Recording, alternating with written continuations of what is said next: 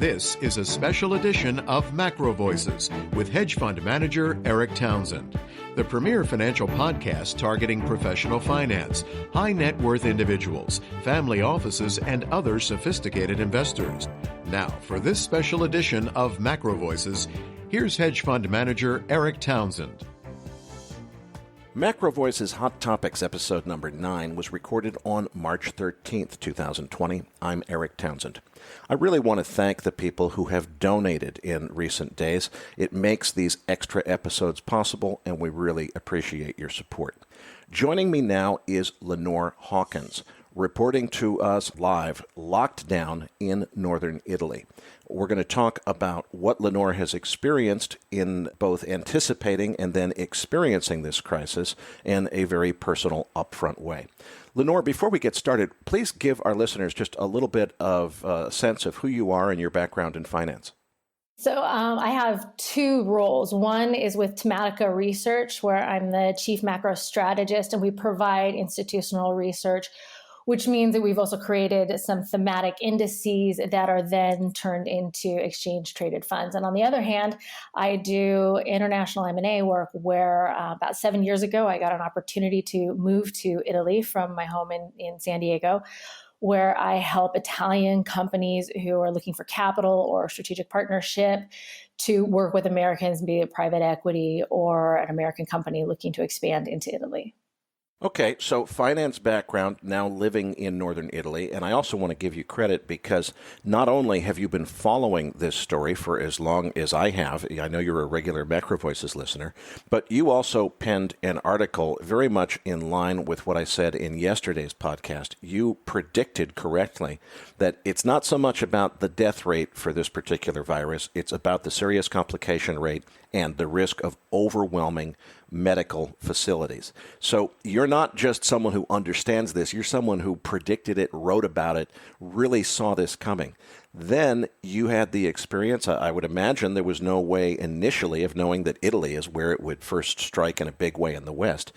Please describe your experience. I'm assuming in the beginning it felt like it does to me and to other people that listen to Macro Voices. You know, we understand this. We're kind of ahead of things. People around us probably would think you're a nutcase if you're worried about a pandemic. I mean, that stuff's going on in China, the other side of the world. Who cares? What was it like, and how did the transition occur from everyone in denial, probably thinking you're just a nutcase to even write about this stuff, to, holy cow, everything she said is coming true and it's happening to us? The level of denial is rather breathtaking. So it started here in earnest on February 21st, Friday. I went and grabbed a sandwich with a colleague, and all over the news was these couple of cases that started just south of Milan. And we'd heard a few cases here and there. And as you do, you think life goes on normally. So nobody was terribly concerned about it. But then all of a sudden, now they're going to quarantine these towns. And my colleagues and friends were talking about, do we stay? Do we go? How bad do we think this is going to be? And we decided, well, I think we're going to stay. We're healthy. We might be needed. I went and looked at the numbers on this because I wanted to understand. You keep hearing people saying it's the flu, it's the flu. And intuitively, how can this possibly be the flu with the way that China had to respond? It's very easy to say, well, it's China and just, well, they're different or something. So I looked at the numbers of what happens with the flu. I took numbers from the CDC. And then I looked at what was happening here. And it starts with, well, first, how many people get it? And then what kind of hospitalization rates do you get? And then you eventually get to mortality rates. And when I ran the numbers, it became very obvious that this thing can quickly require so many hospital beds because people get it very fast, it spreads very quickly, and the hospitalization rate is really high. And I got very scared.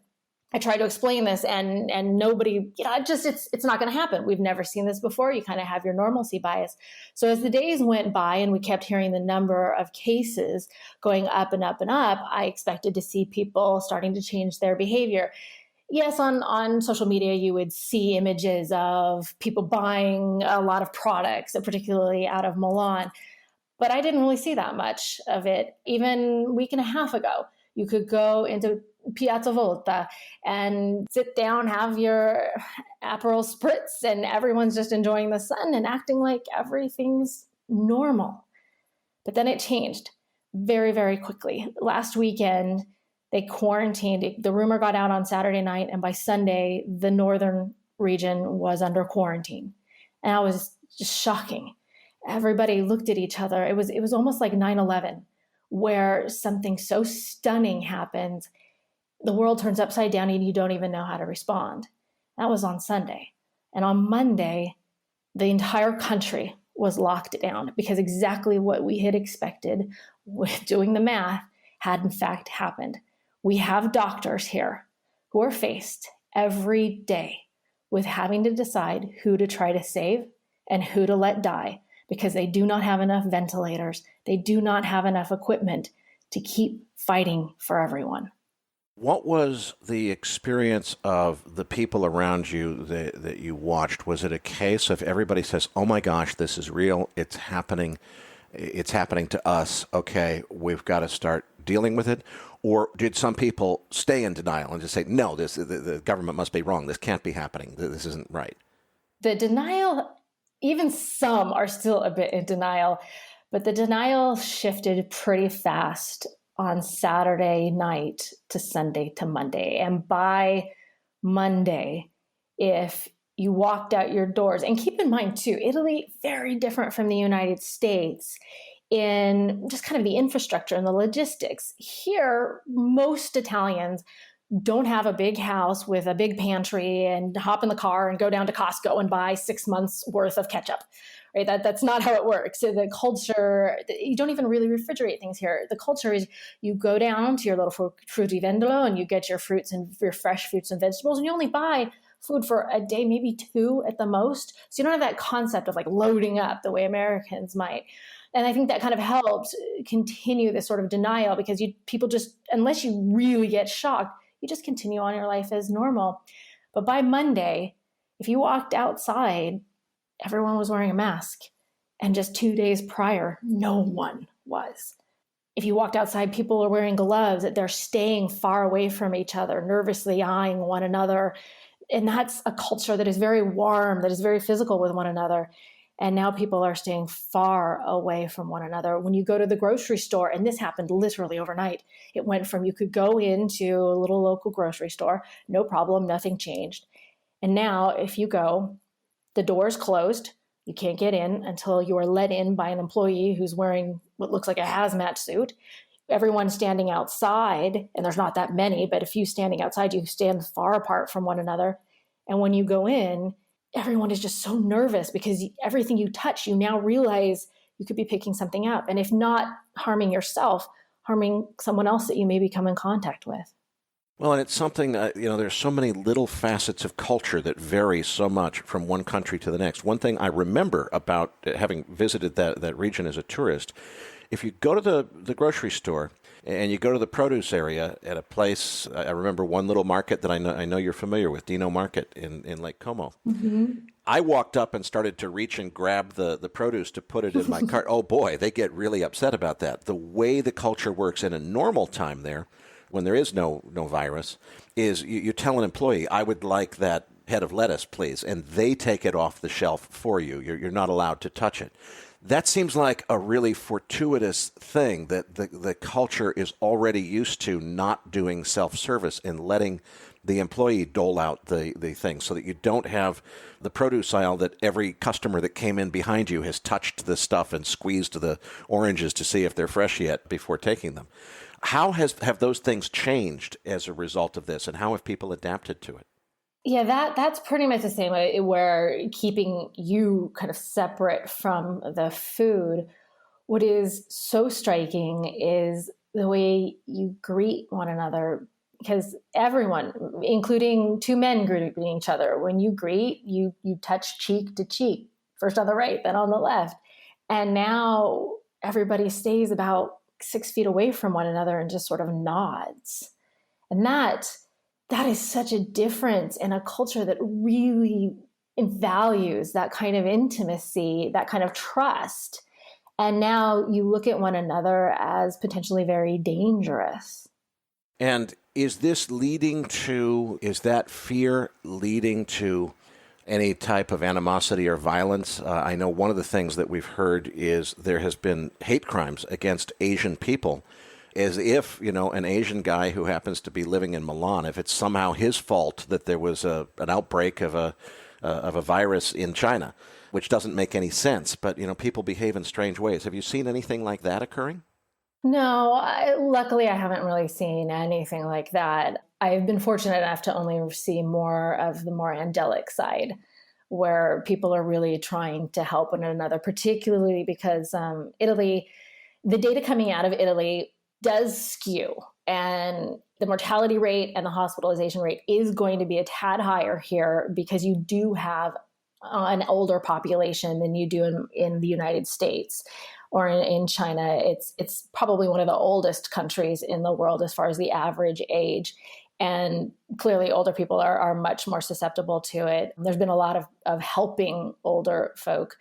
But thankfully, we haven't seen that kind of animosity. What you see, though, is kind of a PTSD in that everything is closed. I mean, just imagine what it is like. And this is something America is going to face. It may not be the entire country. I think it will, but it will at least be some significant regions will be faced with this, where every single business, except for food and pharmacies, will be shut down. Here, the hotels in Lake Como, one of the most popular vacation destinations in the world. Every hotel is closed and empty. Every shop is shut. You can't even fathom what it is like to see no movement at all. You talked a little bit earlier about how quickly you went from old normal to new normal. Tell us a little bit more about what new normal is like. What are the things that you saw this coming. You wrote about this before it happened. What are the things that made you say, wow, I never saw this coming. I never thought this was going to happen? It's one thing to look at the numbers and have kind of data points and statistics and probabilities in your head.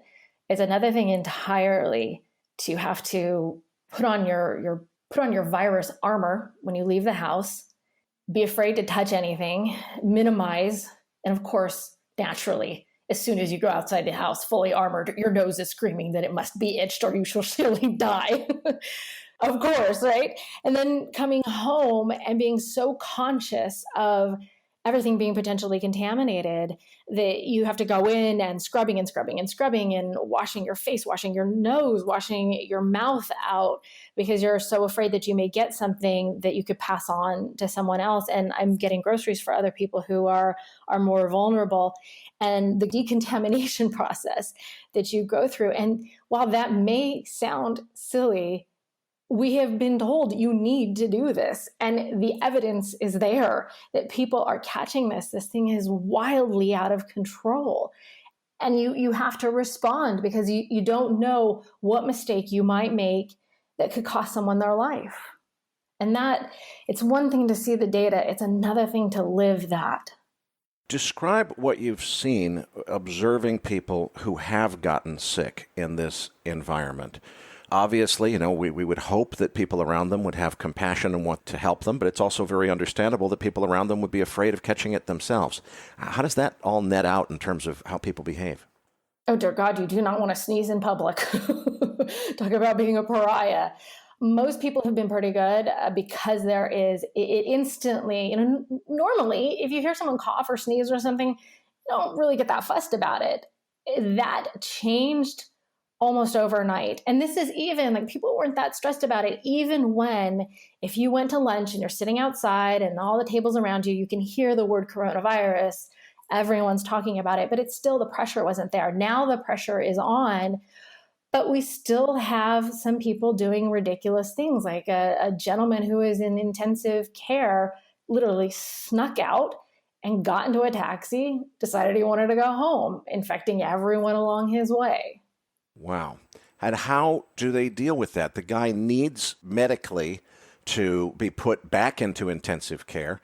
There's an argument legally that he maybe deserves to be arrested, although that would just infect everybody else in the jail. How do they deal with a situation like that? Well, now they're starting to put on fines. For example, if when I leave the house, I can go online and I have to print out this little form. Here's who I am, here's where I live, and here's what I'm doing. And I have to sign it. And if I get stopped, which I probably will, because the police are patrolling pretty heavily, the police and the army, they'll ask to see my ID and to see my form. And I have to give it to them. And if I am caught fibbing, and you're not supposed to go from one town to another. If you're caught fibbing, they're threatening that you can go to jail, if not very, very high fines. Now, whether they actually follow through on that, I don't know. But they had to do something to get people's attention. I mean, Italians aren't exactly ones who enjoy following the rules. I believe it was Mussolini who said, it's not difficult to govern the Italians. It's impossible. So getting this nation to follow took a lot, but hearing from doctors, and you see it on the news, you see the images, you have pictures in the newspaper of nurses falling asleep at their desks with all of their protective gear still on because they're utterly exhausted. It finally got people's attention. Unfortunately, it took too long. Lenore, you predicted that the most difficult aspect of this crisis would be medical facilities becoming overwhelmed, and you actually wrote an article about that. Listeners, we've got a link to that article, which I encourage you to read.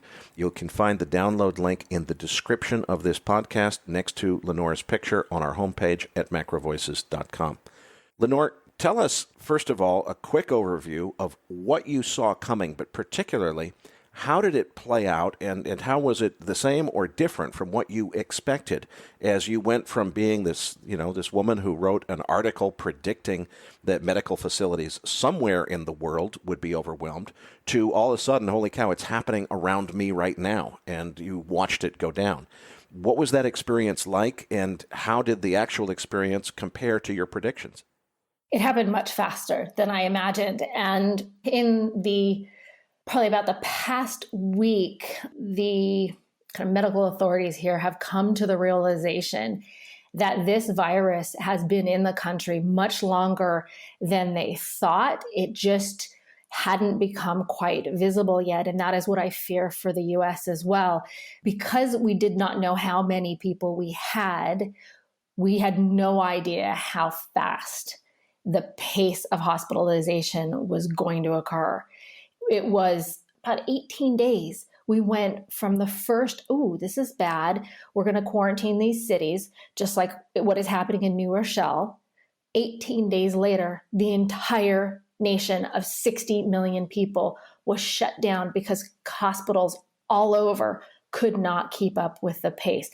I did not see that coming. I thought there'd be more time. Okay, so it went down a lot faster than you expected it to. I want to talk also about what happened and whether it happened at all differently. One of the things that we learned from Dr. Chris Martinson's video, and listeners, if you listened to my update on COVID-19, which was a podcast, Hot Topic number 7, that was published on Thursday, there was a link to Dr. Chris Martinson's video describing stories from doctors in Italy saying they literally were having to triage, to decide who they're going to try to help and help live and who they're going to allow to die. Lenore, was that just one crazy guy who was exaggerating, or is that an accurate depiction of what's going on systemically in northern Italy right now? That's accurate. We've spoken to quite a few doctors, and not only just individual doctors, but physicians who are in charge of entire departments throughout Italy, have just through friends and different work contacts. And they are all telling the same story. Every one of them. The facilities are completely overwhelmed. The medical professionals are completely overwhelmed. They're having to work ungodly hours. Just no one could have imagined how bad it has gotten for them so fast. These people are working nonstop. They're making themselves utterly exhausted. They are then getting sick, and some of them are dying as well, trying to save everyone else. And yet the rest of the world watches what's happening here and just isn't taking it seriously. Even my family in Dublin, I have been yelling at them to take this seriously. They have me here living it.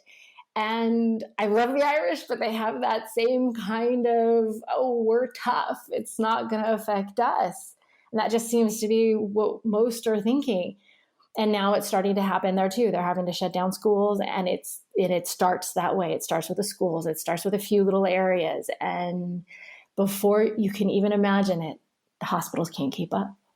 Let's talk about some of the secondary or second order effects of that. Obviously, the most obvious problem here is the hospitals can't keep up and can't treat people. But you've also got the problem that those doctors and nurses, many of them have families. If they're shutting the schools down, then, that means the parents of those kids have got to figure out what to do. If the kid's not in school, I can't get daycare because daycare is not really happening. Well, okay, I guess I have to stay home and take care of my kid. Wait a minute, I'm a doctor, I'm a nurse. I can't stay home and take care of my kid. There's lots and lots of people whose lives depend on my being at work. And now the school's telling me they don't have a place to take care of my kid during the day. What next? Is that kind of thing happening? And what other things are happening that are creating more stresses in the system that people maybe didn't see coming? Yeah, that is definitely happening. Thankfully, Italy culturally is fairly tight-knit, and often you have families living close to each other, so you can get help there, because these healthcare workers, they can't go home because they could risk infecting someone else. Even if they're following all the precautions, they cannot be spending days treating COVID patients and then leave and go home. That could be just disastrous. So they're not going to see their families, and somebody else has to take care of their children.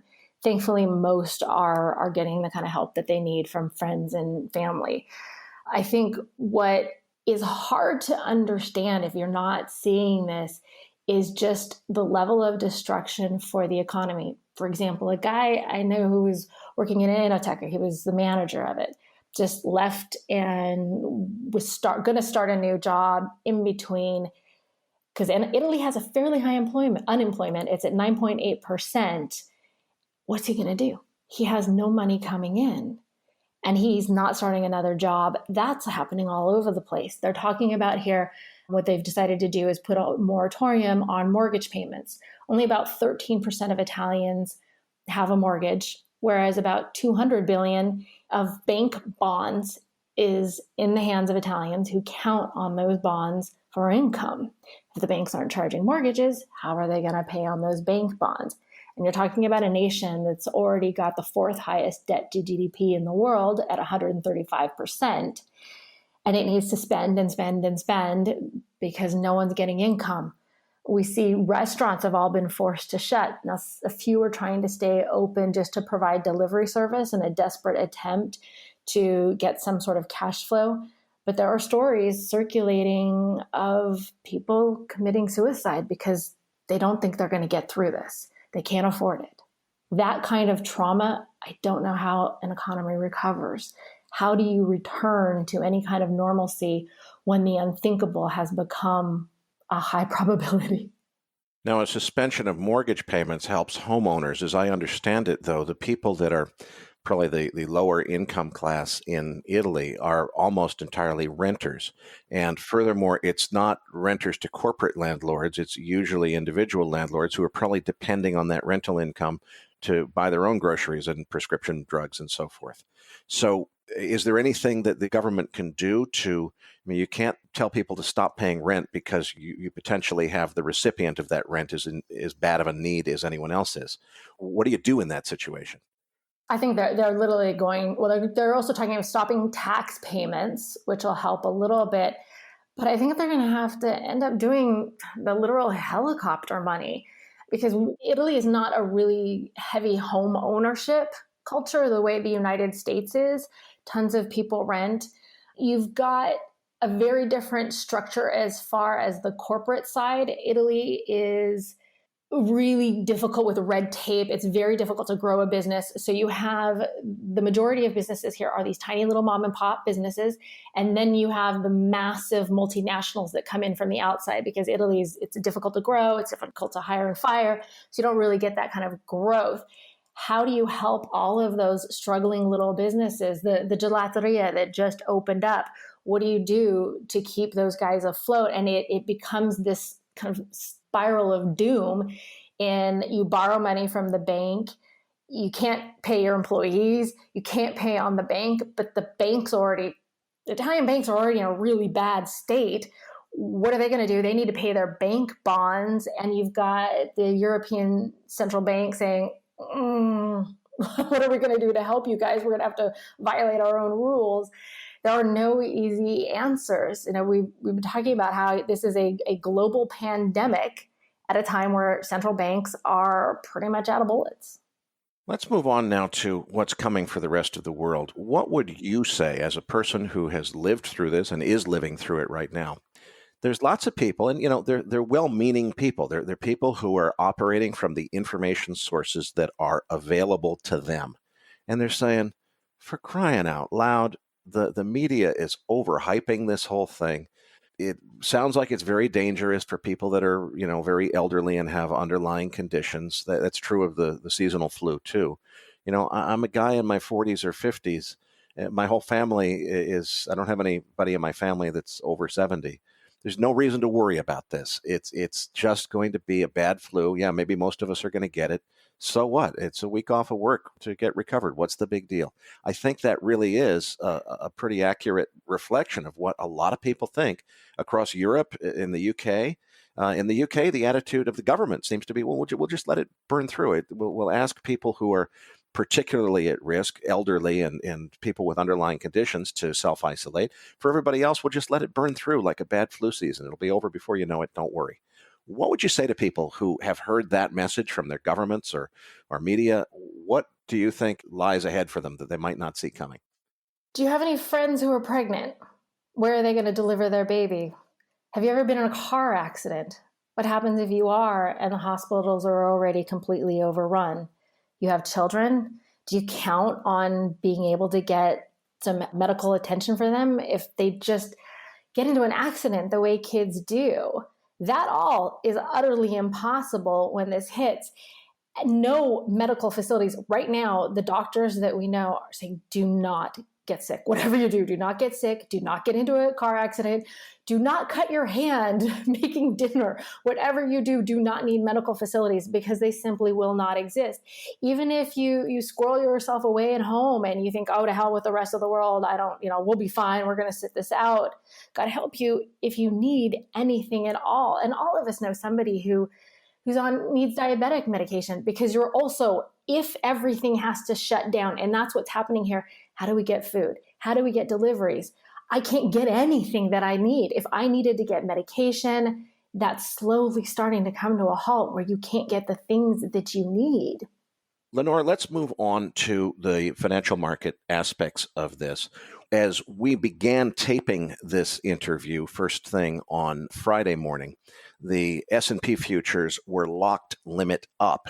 Right after midnight, there was a huge bout of buying in just about everything. Crude oil was up. Futures, E-mini S&P futures were up. Everything was up.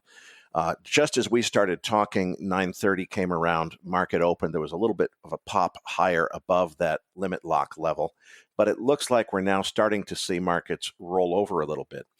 I think that from just what I get on Twitter and reading around, most market participants are still seeing this as a buy the dip opportunity. They're seeing it as, okay, it's a medical thing. It's causing people to become personally fearful. That's bringing emotion into the market. That's what caused the panic selling. But boy, to get all the way down to 2,400 on the S&P at about midnight last night, that was clearly just panic. The bottom is in. It's got to be uphill from here. It's time to buy. I'm not buying, Lenore. I don't know about you. I have been the only person that I've heard so far say, folks, it's time to think about whether this is going to be bigger or smaller than the great financial crisis of 2008.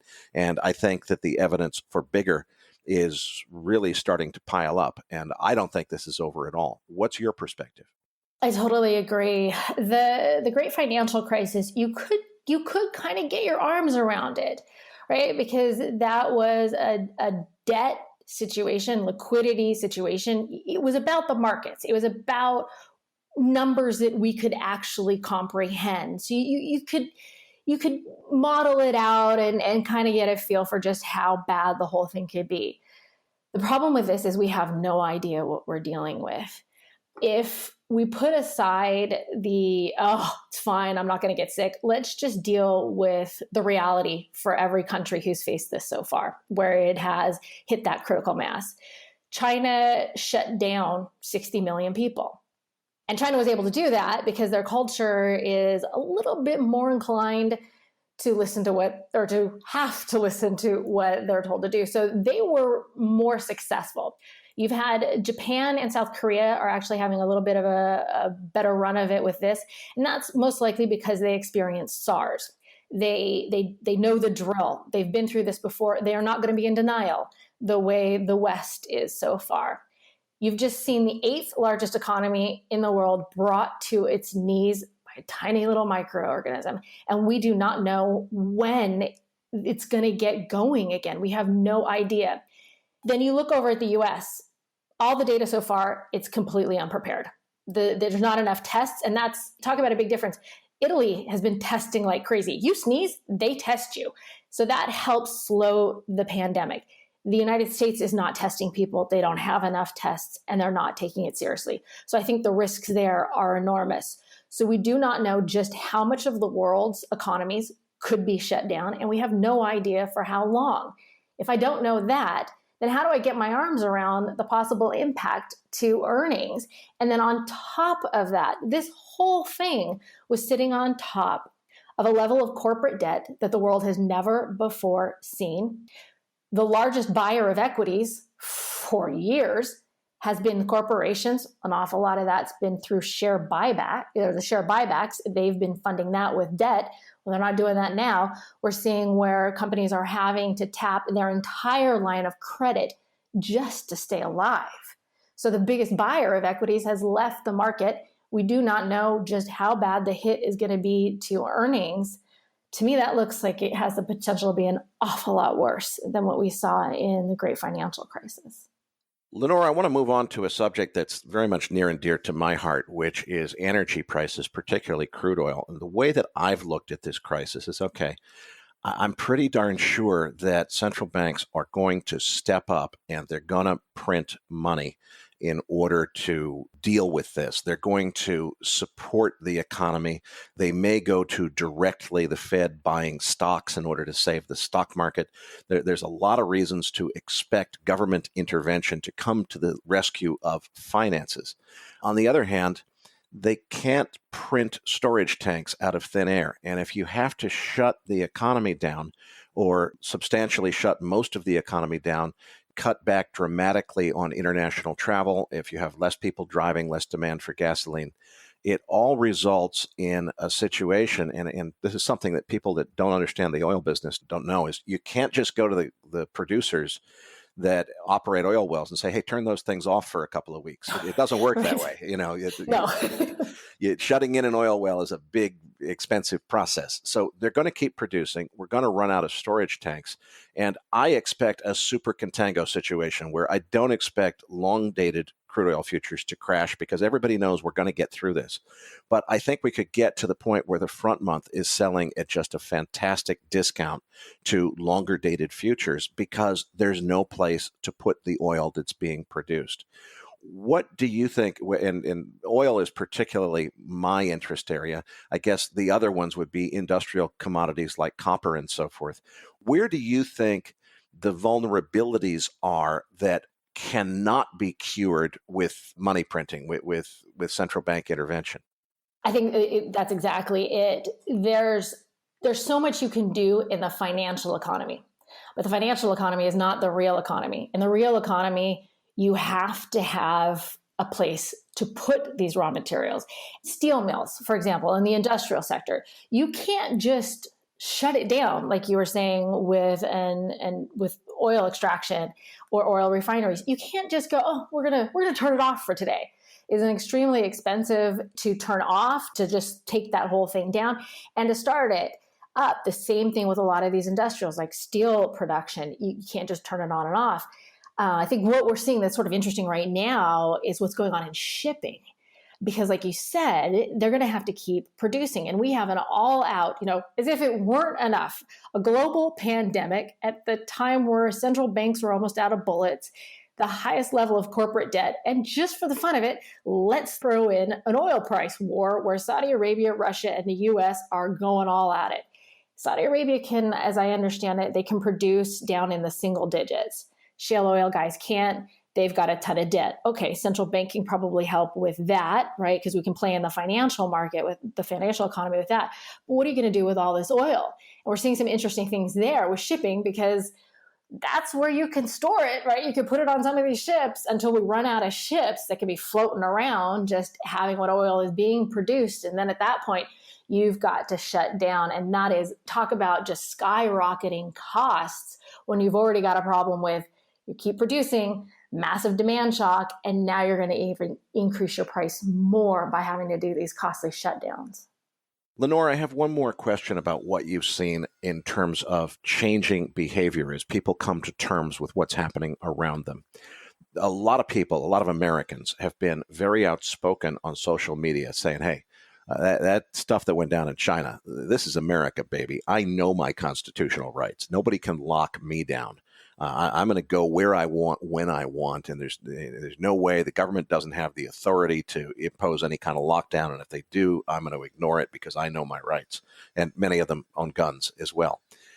Do you think that that's just a reflection of people maybe not realizing what's coming and their attitude will change when they realize the enormity of the situation?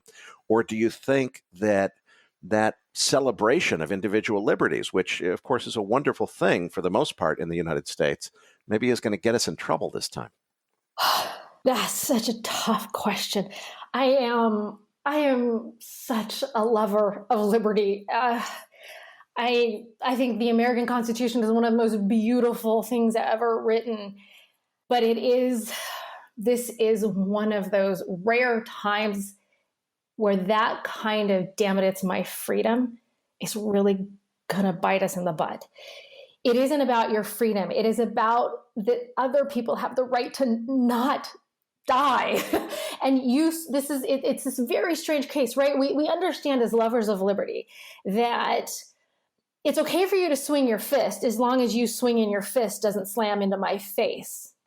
This is a case where you swinging your fist is just you walking around and not treating this seriously is endangering other people's lives because of the transmission. You have this invisible fist that can be swinging around and hurting other people. And the sooner people understand that it is, you need to respect other people's rights as well, I think the sooner that we can get our arms around this, the sooner that transmission rate can slow. And it's very difficult because you don't see it. It's not immediately obvious, but it becomes really obvious when you start seeing those images of people dying in hospitals. Yeah, it feels to me like we almost need some kind of an internet campaign to allow it to be their idea. You know, I have the constitutional right to go out and do what I want, but I choose, it's my choice to respect the health of my fellow Americans by staying the heck home. We actually got that trending. It's funny you say that. We have trending right now in Italy on Twitter is hashtag Io resto a casa. It's I'm staying at home. There's a bunch of different permutations of that, but it's I'm staying at home became the trending thing. It is I am taking responsibility for this. I am taking responsibility for not harming anyone else by going outside.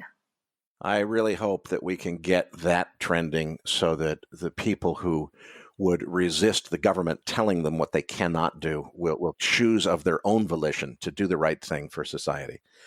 In that note, Lenore, we're pretty much out of time. I really want to thank you for, taking time away from your busy day. You're locked down and can't go outside in Italy. So I guess you have time for this. I really want to, I'm sure that this is going to be a super popular interview because it's the first bit that I've heard where it's really somebody boots on the ground who knows our American culture very well, but is in a culture that is foreign to you, but you're very familiar with because you've lived there, and you're experiencing what's happening as this horrible plague hits a country that didn't see it coming. And I certainly hope that other countries have a better experience than what you and the Italians around you have experienced. Before I let you go, please tell us a little bit more about what you do at Tematica Research and also your Twitter handle so that our listeners can follow you. Sure. So at Tematica Research, we have a bunch of indices that are based on these major themes that we see in the world around us that are very relatable. And the idea for these is that these are events, these are changes occurring in society that have massive tailwinds that provide better investment returns in the long run. That's at tematicaresearch.com. It's with a T instead of thematic. It's TEMATICA research.com. And follow me on Twitter. I love to talk about all this, and I'm keeping everyone posted on what is going on in the wild world of quarantine land. You can find me at ELLS, ELLES, Economy. It's my middle name. So ELLS Economy at Twitter. Fantastic. Well, I really appreciate your time today, Lenore. For the Macro Voices Podcast Network, I'm Eric Townsend.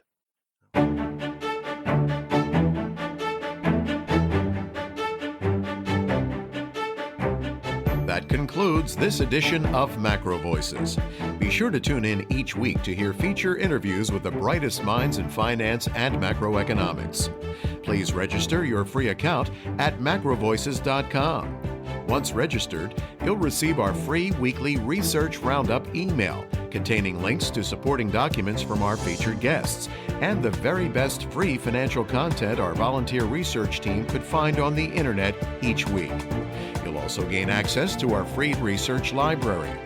And the more registered users we have, the more we'll be able to recruit high-profile feature interview guests for future programs. So please register your free account today at macrovoices.com if you haven't already. You can subscribe to Macro Voices on iTunes to have Macro Voices automatically delivered to your mobile device each week free of charge. Macro Voices is presented for informational and entertainment purposes only. The information presented on Macro Voices should not be construed as investment advice. Always consult a licensed investment professional before making investment decisions. The views and opinions expressed on Macro Voices are those of the participants and do not necessarily reflect those of the show's hosts or sponsors. Macro Voices, its producers, sponsors, and hosts, Eric Townsend, shall not be liable for losses resulting from investment decisions based on information or viewpoints presented on Macro Voices.